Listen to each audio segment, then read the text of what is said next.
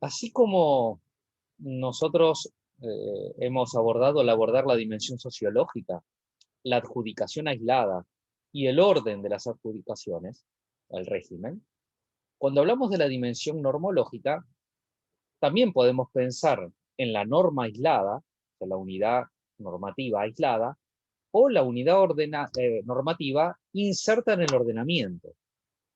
Así como sabemos que los repartos no se dan aislados y desconectados unos de los otros, sino que en gran medida se dan insertos en un orden, lo mismo ocurre con las normas, que no están sueltas, sino que están integradas en el ordenamiento normativo y tienen relación con otras normas. Algunas normas se relacionan con otras normas.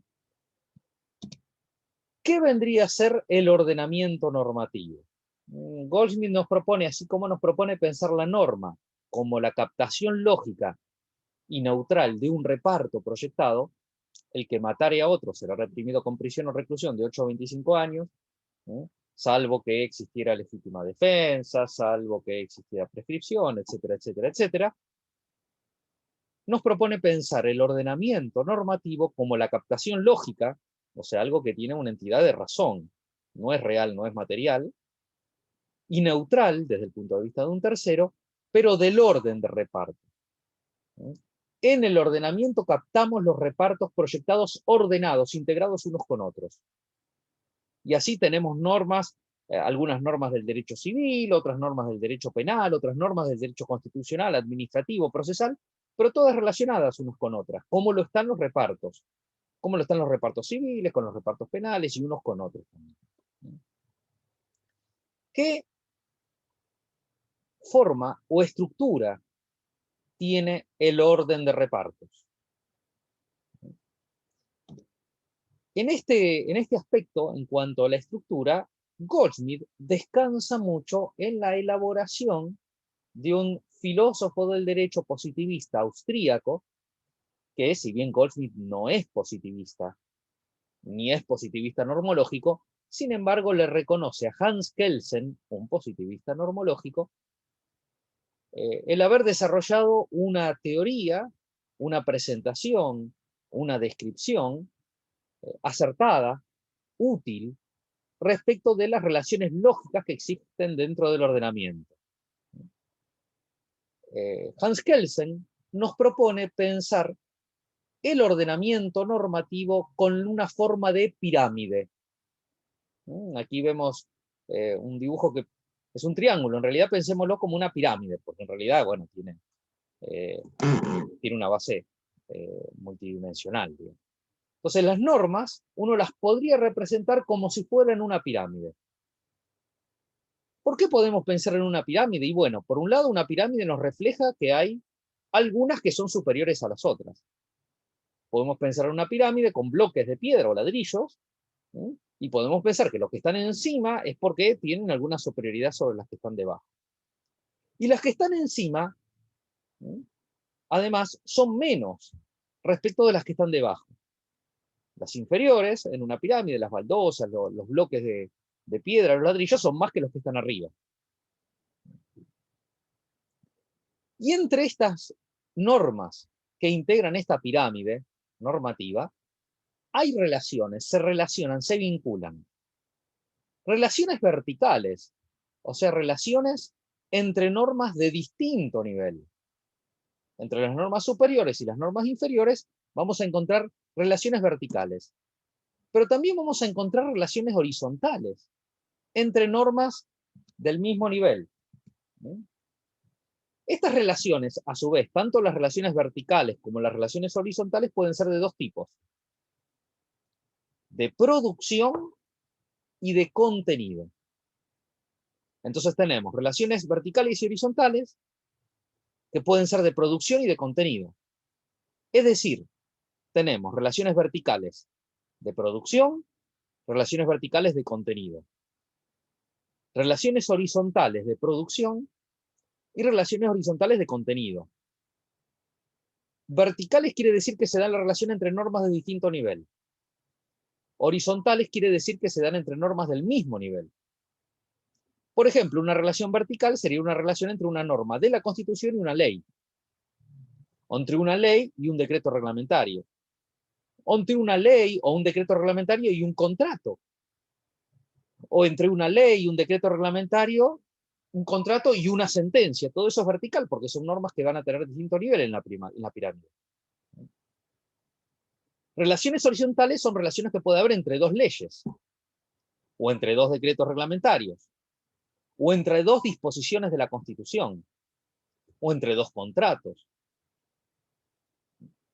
Y uno puede decir, nosotros nos damos cuenta, por ejemplo, hay relaciones entre la Constitución y la ley. Por ejemplo, la Constitución nos dice cómo se hace la ley, es una relación vertical. La Constitución nos dice algunas cosas que las leyes tienen que prever. Porque si la prevén diferente, serían inconstitucionales, porque irían en contra de una norma superior. Y esas son relaciones verticales. Pero a su vez, a veces las leyes nos dicen cosas que influyen en otra ley. Por ejemplo, el Código Penal tipifica el delito de hurto, el que se apodera ilegítimamente de una cosa ajena. Entonces nos dice, esto es el hurto, el que se apodera ilegítimamente de una cosa ajena. Pero no nos dice el Código Penal qué es una cosa. Para eso tengo que ir al Código Civil, a ver qué son cosas. Son objetos materiales que tienen un valor económico. Por eso la primera persona que hurtó electricidad, se quedó con electricidad, no encajaba dentro del delito de hurto, porque la energía eléctrica no es una cosa, no es un objeto material. Y hubo que modificar el Código Civil para asimilar la energía eléctrica a las cosas y de esa manera poder imputar como hurto de energía el delito de hurto. Como vemos, tenemos el Código Penal y el Código Civil, son dos normas del mismo nivel. Las relaciones entre ellos son horizontales, no verticales, porque son del mismo nivel. El Código Penal tipifica el delito de hurto diciendo que es el que se apodera de una cosa ajena, y en el derecho civil, en el Código Civil y Comercial, yo encuentro que es una cosa. De esa manera vemos cómo hay relaciones entre normas de distinto nivel, relaciones verticales, como entre la Constitución y la ley, y cómo hay relaciones horizontales, como las que hay entre dos leyes, como el Código Civil y el Código Penal. Estas relaciones pueden ser de producción, tanto las horizontales como las verticales, pero es más común que sean las verticales. ¿Cómo es relaciones de producción? Una norma nos dice quién, cómo o con qué contenido debe hacerse otra norma. Por ejemplo, yo puedo encontrar en la parte orgánica de la Constitución varias previsiones vinculadas con cómo se hace una ley y todo el procedimiento de sanción de las leyes. La Cámara de Origen, la Cámara Revisora, la posibilidad del veto. Eso quiere decir que la Constitución nos está refiriendo a la producción de una ley. ¿Cómo se produce una ley? ¿O qué contenido tiene que incluir? Por ejemplo, la Constitución nos dice que la propiedad privada es inviolable y que una persona puede ser privada de su propiedad en virtud de sentencia fundada en ley o de expropiación. Y nosotros tenemos una ley de expropiación que tiene que respetar ese contenido que da la Constitución, en cuanto que la expropiación es una forma en la cual se puede privar a alguien de su propiedad sin vulnerar la Constitución. Esta es una relación de producción vertical. También existe, pero son las menos, relaciones de producción horizontal. Por ejemplo, hay una ley que se llama la Ley de Administración Financiera del Estado, que dice qué cosas tiene que incluir la Ley de Presupuesto, que es otra ley. Entonces ahí la relación de producción es horizontal, porque es la Ley de Administración Financiera que nos dice cómo se tiene que hacer, qué contenido tiene que incluir la Ley de Presupuesto. Estas son relaciones de producción. En cuanto a relaciones de contenido, se da cuando una norma regula el contenido de otra. Como yo les mencioné recién, el Código Penal prevé el delito de daño, por ejemplo. Yo les mencioné el de hurto. Dice que el daño tiene lugar cuando se destruye una cosa ajena. Y de nuevo habla de cosa, pero no dice el Código Penal qué se entiende por cosa. Hace unos años, un hacker entró a la página web de la Corte Suprema de Justicia de la Nación y la destruyó. Lo atraparon, identificaron su dirección IP y lo pudieron ubicar. Lo detuvieron, a las pocas horas ya estaba en libertad. ¿Por qué? Y porque, ¿qué delito había cometido? Daño. No, pero daño tiene que ser cosa. Y cosa es objeto material. Entonces no le pudieron imputar. Hasta que después se modificó a través de la ley de crímenes informáticos, y entonces se reguló la destrucción de contenidos magnéticos, de información que hay en base de datos, etcétera, que hasta ese momento no estaba previsto. El Código Civil, que es una ley, nos regula el contenido del Código Penal. A tal punto que hay incluso algunas leyes penales que se llaman leyes penales en blanco, porque son tan generales que, bueno, no se sabe bien qué es lo que está refiriendo o no. Por ejemplo, con ocasión de la pandemia del COVID, se aplica con bastante frecuencia un tipo penal del Código Penal que reprime a aquella persona que viola las disposiciones establecidas para controlar una epidemia. No, pero no dice el Código Penal cuáles son esas disposiciones, no. Eso viene de otras normas.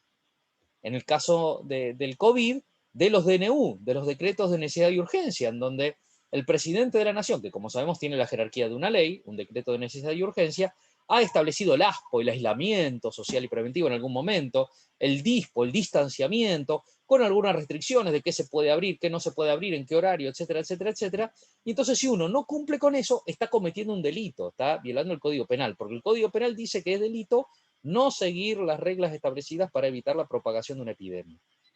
Estas son relaciones de contenido de carácter horizontal.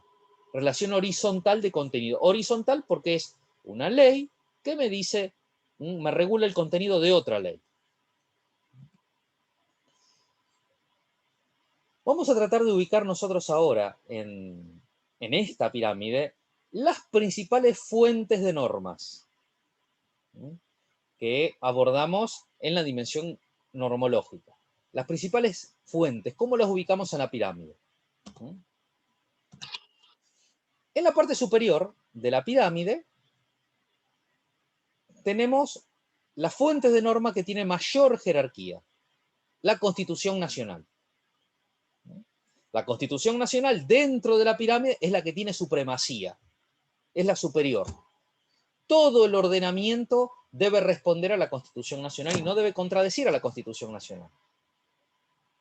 Nosotros sabemos que a partir de la reforma de 1994 se asimiló en el artículo 75, inciso 22, la Constitución Nacional a los tratados de derechos humanos, algunos que están en la Constitución y otros que se incorporan después con una votación especial del Congreso de la Nación, adquieren la misma jerarquía que la Constitución.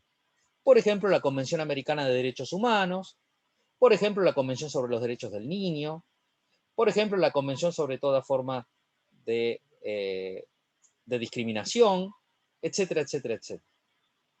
Todas esas tratados internacionales tienen la misma jerarquía de la Constitución, tienen jerarquía constitucional. En el escalón inferior tenemos los demás tratados internacionales, que tienen una jerarquía inferior a la Constitución Nacional, pero superior a las leyes. Leyes en sentido formal, leyes como aquellas normas, principalmente reglas, aunque algunas contienen principios también, que provienen del poder legislativo, sea el Congreso de la Nación o sean las legislaturas provinciales. Pero también en la reforma constitucional de 1994 se reconoció que en situaciones de necesidad y urgencia, el Poder Ejecutivo puede regular la materia legislativa a través de decretos. los decretos de necesidad y urgencia, que consiguientemente, si estamos en una situación de necesidad y urgencia, tienen el mismo nivel que una ley y pueden cambiar leyes. Y han existido y existen. Ahora, con ocasión de la pandemia del COVID, se han emitido muchos decretos de necesidad y urgencia, regulando aspectos que ordinariamente los debe regular una ley, pero que por las cuestiones de urgencia que a veces trae el COVID, a veces justificados, otras veces quizás no tanto, porque hay algunas cuestiones que, sobre todo después de varios meses de pandemia, se podría prever como para hacerlo a través de una ley. Nosotros sabemos, por ejemplo, que para adquirir vacunas, la Argentina sancionó una ley que, por ejemplo, le otorgaba inmunidad de jurisdicción a los laboratorios, que no se los puede demandar bajo ley argentina, que hay que demandarlos en sus países de origen a los laboratorios. Pero esta ley que se sancionó no era suficiente para algunos laboratorios norteamericanos, como el laboratorio Pfizer, que sostenía que le están comprando vacunas que todavía no están del todo probadas y entonces no se puede hacer responsable al laboratorio si después esa vacuna trae algún problema. Y entonces no quería venderle a la Argentina sus vacunas, que habían vendido a muchos otros países del mundo, casi todos los estados europeos, hasta que Argentina no corrija la ley que los hacía responsables a los laboratorios por posibles daños debidos a negligencia. Y el presidente de la Nación, a través de un decreto de necesidad y urgencia, modificó la ley de vacunas y quitó de la ley la responsabilidad por negligencia, limitando la responsabilidad al caso del dolo. Un laboratorio que vende las vacunas a la Argentina es responsable si intencionalmente, sabiendo, digamos, que está haciendo daño, lo produce. Pero no si ese daño es atribuible a algún tipo de negligencia o algún tipo de falta de cuidado en el desarrollo de las vacunas, y eso es lo que está vigente porque lo previó el DNU. Debajo de las leyes, en la pirámide, tenemos los demás decretos, los que no son de necesidad y urgencia, habitualmente conocidos como decretos reglamentarios, porque reglamentan las leyes, precisan las leyes, aclaran las leyes, la completan.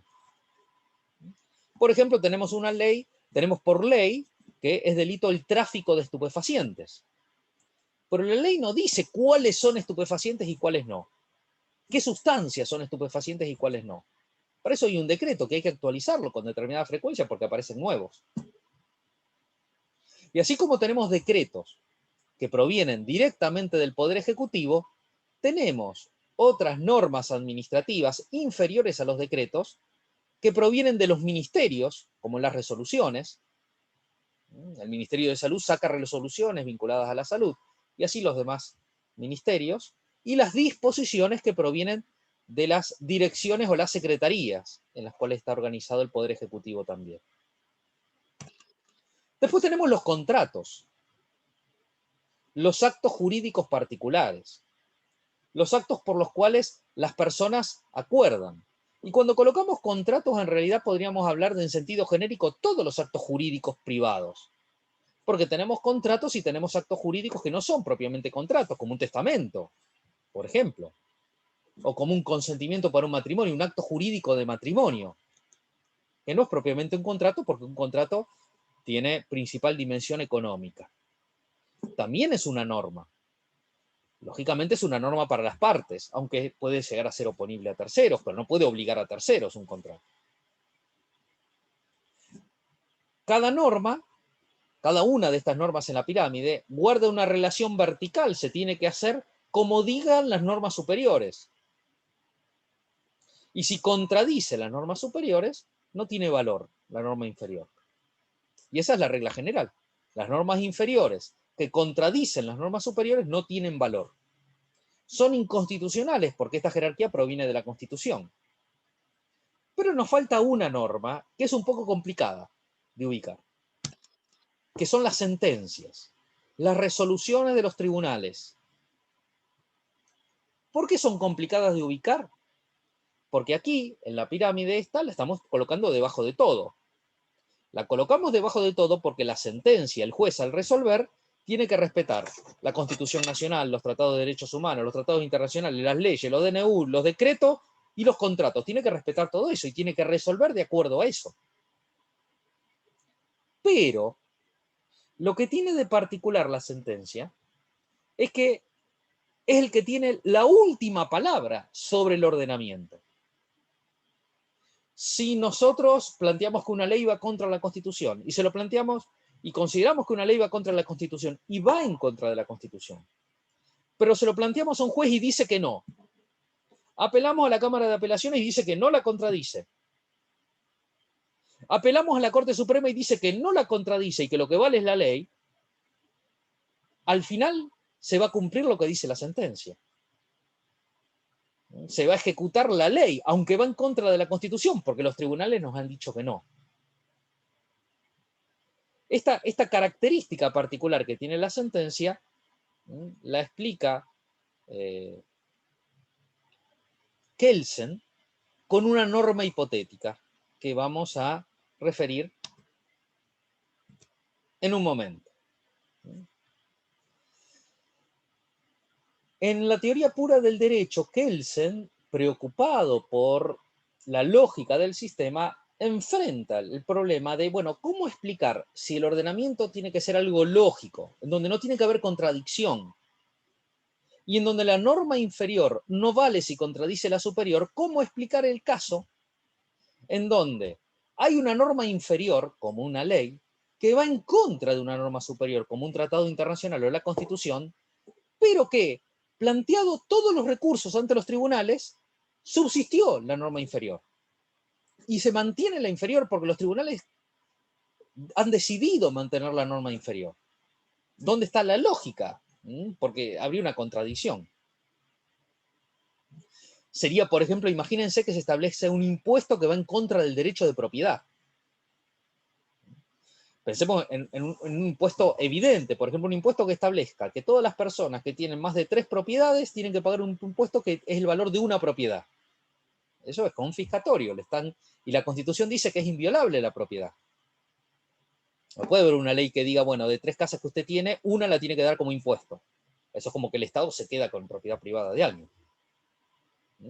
Puede el impuesto gravar la ganancia o la ganancia presunta. Bueno, a ver, ¿cuánto alquiler le daría a esta casa? Tanto, bueno, le afectamos parte del alquiler, pero no el valor de la misma propiedad que tiene, porque si no va contra la Constitución, es confiscatorio. Supongamos que se saca esa ley, se establece esa ley. Una persona que tiene más de 2 casas, el impuesto es el valor de una casa. Y entonces una persona dueña de las 3 casas no lo paga el impuesto, y la AFIP le inicia un juicio para rematarle la casa para cobrarse el impuesto. Y esta persona plantea en los tribunales que esa norma va contra la Constitución, que la ley de este impuesto va en contra de la Constitución. Y un juez dice, no, no va en contra de la Constitución, porque se queda con 2 casas, entonces no se afecta a la propiedad privada. Entonces la persona apela a la Cámara de Apelación. Dice, no, pero ¿cómo? A ver, me están privando de la propiedad de una de las casas, por más que tengo otras 2, estas me la están quitando. Y la Cámara dice, no, no se afecta al derecho de propiedad porque ya tiene 2 casas. Entonces la persona recurre a la Corte Suprema de Justicia de la Nación. Dice, mira, esto va en contra del artículo 17 de la Constitución que garantiza la inviolabilidad de la propiedad. Y la Corte dice, no, en realidad no es tan así, porque el artículo 17 de la Constitución no quiere proteger que uno tenga tantas casas. Y la AFIP le va a terminar rematando la casa para cobrarse el impuesto. ¿Cómo se explica eso? ¿Qué lógica tiene? Kelsen, para explicar esta lógica, él dice que tenemos que suponer una norma. Suponer. Es una norma hipotética. Una norma que surge de la ciencia. Una norma propia de la teoría jurídica, no una norma real. Y esta norma, él le llama norma de habilitación. Esta norma es una norma que tenemos que suponer que esté en el ordenamiento y que habilita a la norma inferior a modificar la superior cuando los tribunales así lo han decidido y no quedan más recursos.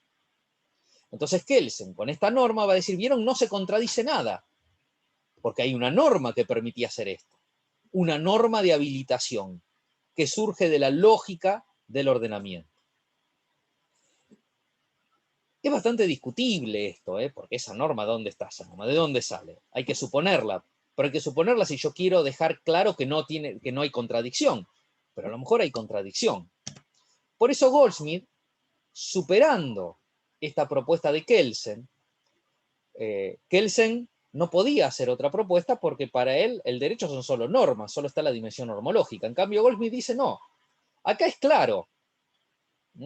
Lo que ha ocurrido es que en los hechos, en la realidad, se ha impuesto la norma inferior. En la dimensión sociológica ha prevalecido una norma que en realidad contradice la superior. En la dimensión normológica hay una incoherencia.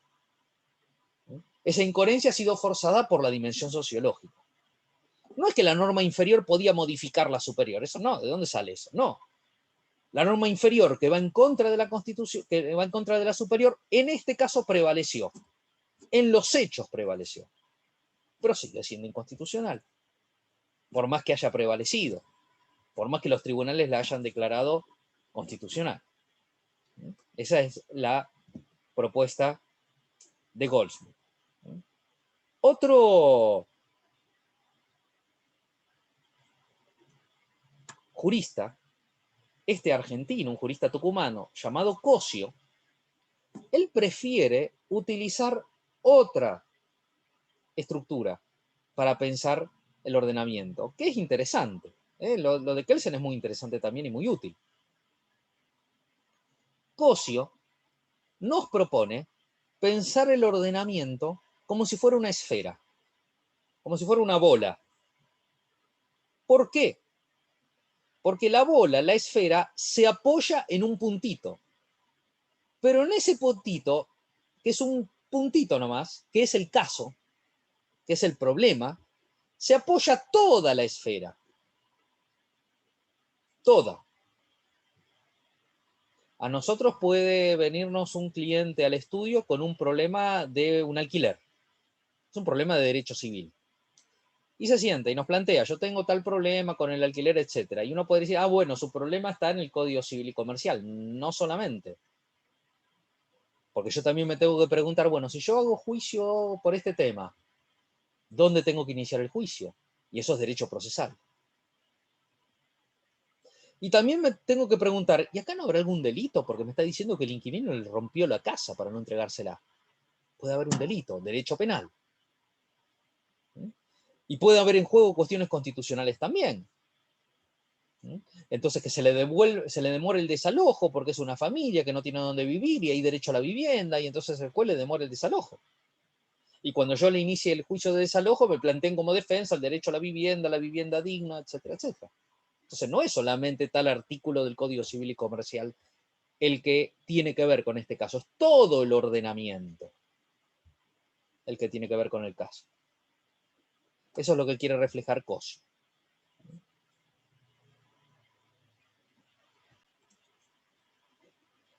Así como Kelsen, para preservar la lógica del ordenamiento, nos habla de la norma de habilitación, de esta norma que haría que una norma inferior pueda prevalecer sobre otra superior, Kelsen también nos propone otra norma necesaria para garantizar la lógica del ordenamiento, que le llama Kelsen la norma hipotética fundamental. ¿Cuál es el sentido de la norma hipotética fundamental? Dentro del ordenamiento hay deberes, hay deber lógico, ¿no? La sentencia nos puede decir, le puede decir a un inquilino, usted debe pagar tanto dinero por los alquileres que no pagó. Ahora, ¿en dónde descansa? ¿De dónde sale ese deber en el ordenamiento? ¿Por qué? Porque imagínense que viene el inquilino, aquella persona que la han condenado en la sentencia, que dice que debe pagar 20.000 pesos o determinada suma de dinero por los alquileres que no ha pagado, y nos pregunta, doctor, ¿y por qué yo tengo que pagar estos 20.000? Y entonces uno le puede decir, bueno, mire, porque usted firmó un contrato de alquiler y en ese contrato de alquiler prevé que usted debía pagar por mes tanto dinero de alquiler. Y la persona nos puede preguntar, ¿y por qué debo yo cumplir con el contrato de alquiler? Y nosotros le podemos decir, porque según las leyes, según el Código Civil, que es una ley, el contrato es una fuente que para las partes establece obligaciones. Y la persona nos puede decir, ¿y por qué tengo que cumplir con la ley, con el Código Civil y Comercial? Y nosotros le podemos decir, porque según la Constitución Nacional, le corresponde al Congreso de la Nación la facultad de sancionar el Código Civil. Ahora, si la persona nos pregunta, ¿y por qué tengo que cumplir con la Constitución Nacional? ¿De dónde surge el deber de cumplir la Constitución Nacional? Nosotros ya no tenemos otra norma en la cual hacer descansar ese deber. Es decir, el fundamento, digamos, de el deber jurídico del cual que surge de las distintas normas, descansa en la Constitución y más allá de la Constitución no tenemos otra norma porque es la superior. Y si yo no le puedo responder esa pregunta al inquilino, entonces el inquilino va a decir, bueno, entonces no cumplo nada, no cumplo la sentencia tampoco, digamos. Y podrá decir, no, mire, pero si usted no la cumple, a lo mejor la remata. Y pues sí, no, pero no tengo nada, ya vendí lo que tenía. Entonces no hay ningún deber de cumplir nada. El inquilino no tiene deber de pagar el alquiler, no hay deber de cumplir con las leyes, no hay deber. Para el iusnaturalismo, para la teoría iusnaturalista, ese deber surge del derecho natural, que está encima de la Constitución. El derecho natural está encima del derecho positivo, todo esto es derecho positivo. Entonces, ese fundamento de todas las normas positivas para el iusnaturalismo está en el derecho natural. Pero ¿y qué pasa si uno lo quiere explicar exclusivamente normológicamente? Porque es positivista como Kelsen, o porque, como Goldsmith, no es positivista, pero él quiere buscar una explicación en la dimensión normológica, no en la diquelógica. En la diquelógica sí se puede decir, mire, se tiene que cumplir la Constitución Nacional porque es justo que haya reglas para organizar el país, porque si no sería un caos, y tenemos que buscar el bien común y la paz. Por eso sería una explicación diquelógica. ¿Cómo le encuentro yo una explicación normológica? Para esto, para encontrar una explicación normológica, Kelsen nos propone otra norma científica, otra norma supuesta, otra norma hipotética, que le llama norma hipotética fundamental. Es una norma que hay que suponer que tiene el ordenamiento y que nos manda a obedecer al constituyente, al que hizo la Constitución que hoy se está cumpliendo. Es una norma que hay que suponerla en el ordenamiento. Si no suponemos esa norma, todas las otras normas del ordenamiento se caen. Ninguna tiene vigencia. Esa norma nos manda obedecer al constituyente originario, al constituyente histórico, al que hizo la Constitución que hoy en día se está aplicando. Y entonces, supuesto que está esa norma, todo el resto de las normas mantienen su validez en el ordenamiento. Esa es la idea de Kelsen sobre la norma hipotética fundamental.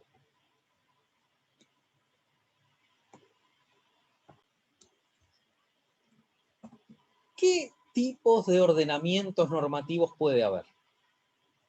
O lo que es lo mismo, ¿cuáles son las clases de ordenamientos normativos?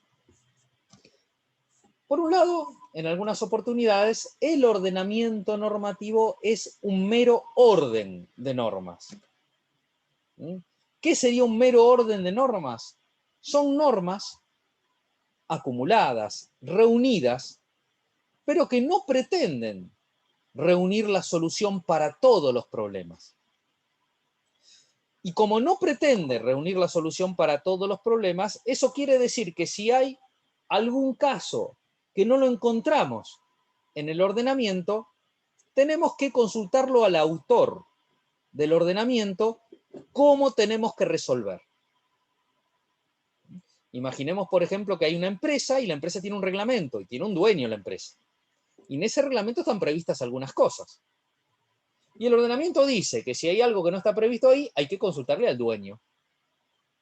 Entonces hay distintos reglamentos para las distintas áreas, que tienen normas, pero es un orden nada más, es una reunión de normas. Si falta algo que no hay que resolver, hay que preguntarle al dueño, mire, ¿y esto cómo lo resolvemos, este problema o esta situación? Porque no está en el ordenamiento. En el pasado existían este tipo de órdenes normativos, este tipo de ordenamientos. Por ejemplo, existía en el antiguo Imperio Romano, existía en el orden medieval también, en donde los reyes, los emperadores, emitían fuentes de normas de las cuales se construían normas, pero por ahí había temas que no estaban. Y como no estaban, había que ir a preguntarle al autor cómo se resolvían. El que tenía que resolver, el juez, el pretor, tenía que recurrir al autor. Cuando se hizo el proyecto de Código Civil francés, que después fue el Código Civil de 1804, el proyecto original preveía que si los jueces no encontraban en el Código Civil la solución, tenían que comunicarle al Consejo de Estado para que haga la solución. Sería como que hoy en día nosotros le pidamos a los jueces, mire, si usted no encuentra la solución en el Código, le tiene que avisar al Congreso para que el Congreso haga la solución. Con el desarrollo de los sistemas jurídicos, de los sistemas normativos, esa solución fue reemplazada por otra. Una solución en virtud de la cual se considera que el ordenamiento normativo es completo y autosuficiente, es decir, que están en el ordenamiento todas las soluciones posibles a los distintos casos. Y que el juez no puede no resolver un caso argumentando que no está la solución en el ordenamiento, sino que la tiene que extraer del ordenamiento. Puede ser que no tenga la regla, pero puede tener pautas como para que pueda elaborar la regla y pueda resolver. Cuando tenemos este tipo de ordenamiento de manera completa, autosuficiente, en donde el encargado del funcionamiento tiene que buscar la solución en el ordenamiento y no puede no resolver porque no le dieron la solución, tenemos un sistema normativo. Estos sistemas normativos supone que en el sistema están las soluciones para todos los casos. Ahora, hay dos tipos de sistemas. Por un lado, podemos tener un sistema material. El sistema material es aquel sistema que para ser completo, para tener todas las soluciones, le permite al que encargado del funcionamiento normativo, como un juez, integrarlo. Si no encuentra ninguna regla, si no encuentra una ley, puede elaborarla, tomando principios de otras leyes o de los valores del ordenamiento, y de esa manera lo integra y está completo y resuelve.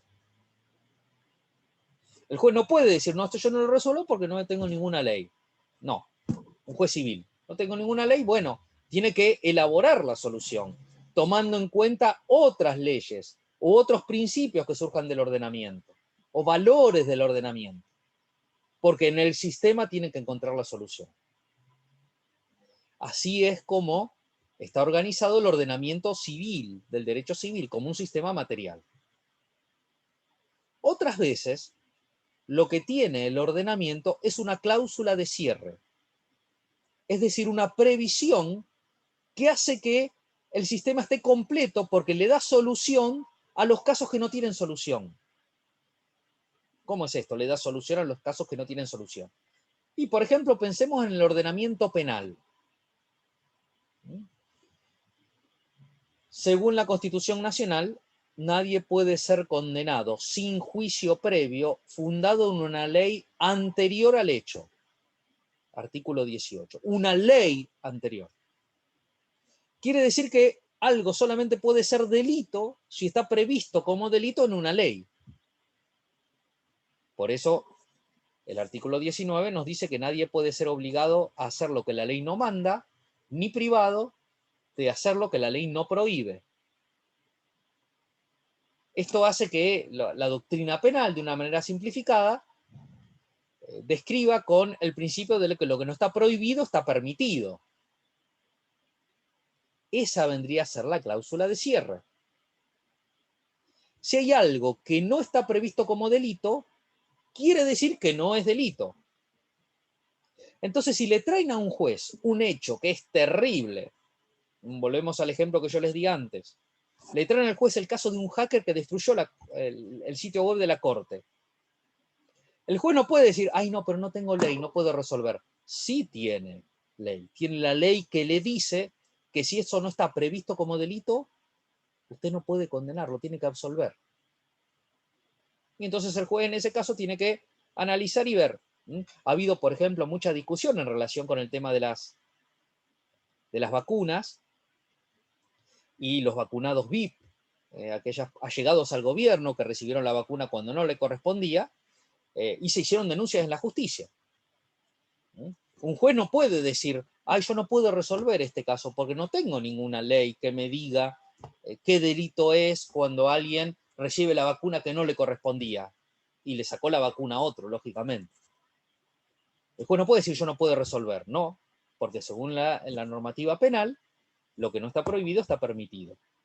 O lo que no es delito, lo que no está previsto como delito no es delito y debe resolver. Entonces lo que dijo el juez, razonablemente, es, miren, esto puede ser terriblemente inmoral, puede ser terriblemente antiético, pero esto no es delito. Y entonces lo absolvió a los que habían recibido las vacunas indebidamente. Los que las dieron a las vacunas es más complicado, porque puede haber algunos tipos penales. Pero el que recibió la vacuna no está previsto.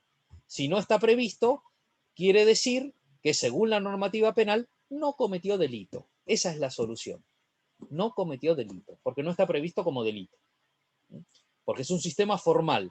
El juez penal no puede él elaborar un delito, como si el juez civil puede elaborar la solución si no la encuentra. Porque en materia de derecho penal rige el principio de legalidad. Solo una ley previa puede crear delito. El sistema del derecho civil es un sistema material. El sistema del derecho penal es un sistema formal. ¿Cuál es el origen del ordenamiento normativo? Goldschmidt nos propone mejorar la norma hipotética fundamental de Kelsen. Porque la norma hipotética fundamental en Kelsen solamente decía que había que obedecer al constituyente histórico, lo cual refiere a un reparto autoritario, porque supone que no estamos de acuerdo, entonces tenemos que cumplir normas que se nos imponen. Goldschmidt, como toma en cuenta también los repartos autónomos, es decir, cuando hay acuerdo entre el repartidor y el recipiendario, él dice, no, la norma hipotética fundamental hay que entenderla diferente, hay que entenderla disyuntiva, con dos alternativas. Los pactos hay que cumplirlos, los acuerdos hay que cumplirlos, y si no, hay que obedecer al constituyente histórico. Inquilino y propietario, si hicieron un acuerdo lo tienen que cumplir, y si lo cumplen, ya está. No hay que ponerse a ver el resto del ordenamiento. Pero si no lo cumplen, entonces sí, vamos a la Constitución, el Código Civil y Comercial, la ejecución del contrato, la sentencia, etc. Habitualmente, el orden normativo se ve reflejado en una fuente formal que se llama una recopilación o una compilación. En el pasado había muchas recopilaciones. Hay una muy famosa que es la recopilación de leyes de Indias, de la monarquía española. Habían hecho tantas leyes relacionadas con cómo se iba a regular América, porque era algo nuevo. No había en España lo que había aquí, que era muy difícil para las autoridades españolas saber qué tenían que cumplir, cómo resolver los juicios o los pleitos, y entonces el monarca ordenó recopilar, reunir todas esas leyes en un único libro, pero donde estaban una al lado de la otra, digamos. No es que lo volvieron a hacer a la regulación, sino que la juntaron. Es como cuando uno puede ir a la librería y decir, a ver, quiero comprar un compendio de leyes laborales, y le venden un librito donde están todas las leyes del trabajo una después de la otra. Eso es una recopilación. La ventaja es que están todas juntas en un librito, pero puede haber contradicciones entre ellas. No siguen un orden. En cambio, el sistema, el ordenamiento reflejado como un sistema, se refleja como fuente formal en los códigos. El código es una fuente formal donde está regulada la totalidad de la materia, organizada lógicamente, con categorías, con conceptos, con títulos y subtítulos, de modo tal de que guarda una lógica del orden y se presentan así las soluciones para la materia completa. Eso es un sistema. Nosotros, sin embargo, tenemos situaciones en donde hay codificaciones, pero también hay descodificaciones, porque los códigos se hacen muy bien y rigen, pero con el tiempo empiezan a ser necesarios otras regulaciones y se empiezan a sacar leyes, y entonces algo que era parte del código, ahora aparecen leyes sueltas que están fuera del código. Entonces esa codificación deja de ser una fuente formal del sistema completo, para ser una fuente de parte del sistema, pero para completar el sistema tenemos que ponernos a ver lo que hay en otras leyes que están fuera del código. El ordenamiento también tiene un funcionamiento, como tiene la norma. Hay que reconocer, hay que saber que existe el ordenamiento. El sistema contribuye a la interpretación de las normas, porque a veces yo, para entender lo que dice esta norma, me ayuda a ver lo que dice otra norma.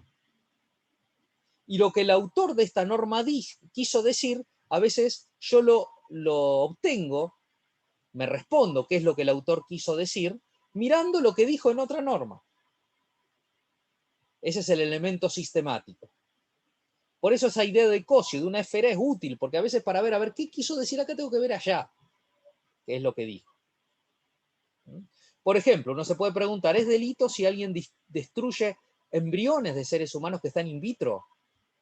Uno entra a una clínica de fecundación in vitro y destruye, rompe con un palo todos los embriones in vitro de la gente ahí que tiene a los hijos en procedimiento de fecundación artificial. O desenchufa la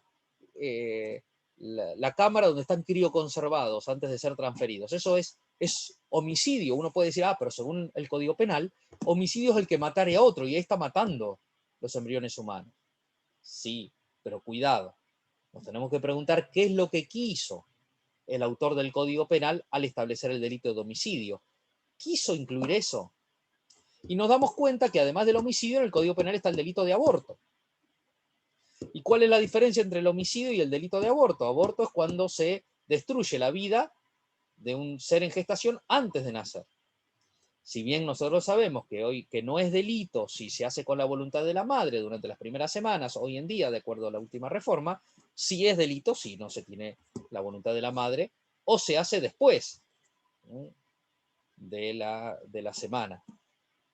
Entonces, el autor del Código Penal ha querido castigar la muerte cuando se produce antes de nacer con el delito de aborto, y castigar la muerte después de nacer con el delito de homicidio. Quiere decir que el delito de homicidio solamente se refiere a la muerte de seres humanos que ya nacieron.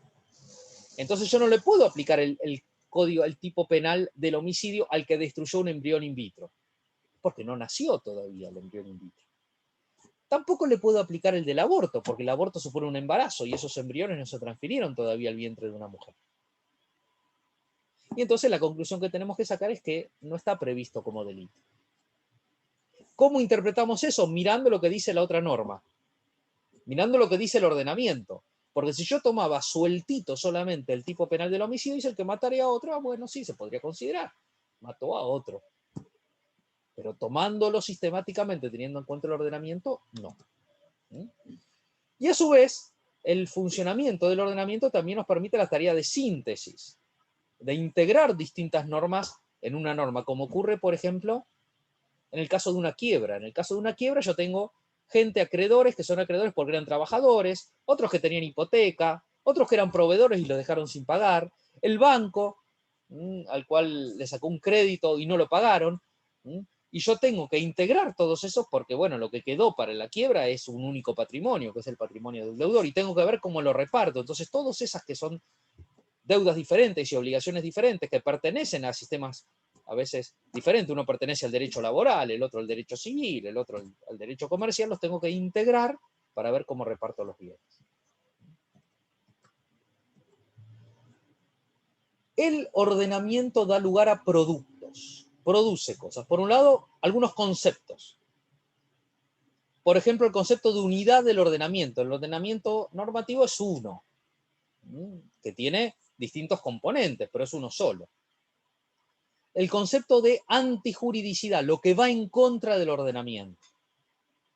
Hay la responsabilidad civil tiene como uno de los requisitos la antijuridicidad. Para que uno tenga que reparar un daño, tiene que haber realizado un hecho contrario al derecho. Y para ver qué es contrario al derecho, tengo que tomar en cuenta todo el ordenamiento. Y el concepto de orden público, en el cual me voy a detener, es un poco más complejo. ¿Qué es el orden público? Cuando hablamos de orden público, que es un término que se utiliza mucho en el campo jurídico, nos podemos referir a dos cosas diferentes. Al orden público interno. El orden público interno son normas que no pueden ser dejadas de lado, que no pueden ser desplazadas por los acuerdos que hacen los particulares. Por ejemplo, según el Código Civil y Comercial, un contrato de locación de alquiler con fines de vivienda tiene un plazo mínimo de 3 años. Y esa norma es una norma de orden público. De orden público quiere decir que si un inquilino y un propietario colocan en su contrato de alquiler que la duración de ese contrato de alquiler con fines de vivienda va a ser 1 año, no va a valer esa cláusula. Porque va en contra de una norma de orden público. Una norma que se impone a los particulares. Otra noción de orden público diferente es el orden público internacional. El orden público internacional son algunos principios tan importantes en el ordenamiento que no se va a admitir aplicar una ley extranjera cuando va en contra del ordenamiento. Imagínense que hay un problema de herencia en Argentina y el que falleció era un árabe y según la ley de su país podía tener 4 esposas. El juez que tenga que resolver la sucesión no va a aceptar 4 esposas. No lo puede tomar en cuenta porque va en contra de la monogamia, que es un principio del orden público internacional del derecho argentino, que solamente puede haber una esposa. Ese es el orden público internacional. Porque si no, de nuevo, nosotros podríamos tener una herencia en donde hay un país que a los que son de religión judía o de religión cristiana no le reconoce derecho y hay una herencia y lo van a querer excluir y el juez de acá va a decir, no, eso no se puede aplicar, porque eso va contra los principios fundamentales del ordenamiento argentino. Entonces ese derecho de ese país que no le reconoce a estas personas herencia, nosotros no lo vamos a aplicar. Este orden público internacional puede ser mirado en abstracto, sin tomar en cuenta el caso, eso sería orden público internacional a priori, o puede ser que haya que analizarlo después de ver el caso, que es lo que propone Goldschmidt. Orden público a posteriori. Por ejemplo, artículo 12 del Código Civil y Comercial prevé la aplicación del orden público interno. Las convenciones particulares, o sea, los contratos, los actos jurídicos, no pueden dejar sin efecto las leyes en cuya observancia está interesado el orden público. No se puede apartar. Orden público internacional, artículo 2600 del Código Civil y Comercial. Las disposiciones de derecho extranjero aplicables en un caso deben ser excluidas, o sea, no se pueden tomar en cuenta, cuando conducen a soluciones incompatibles con los principios fundamentales de orden público que inspiran el ordenamiento jurídico argentino. Entonces, en esos casos, prevalece el derecho argentino y no se aplica derecho extranjero. Orden público interno, orden público internacional.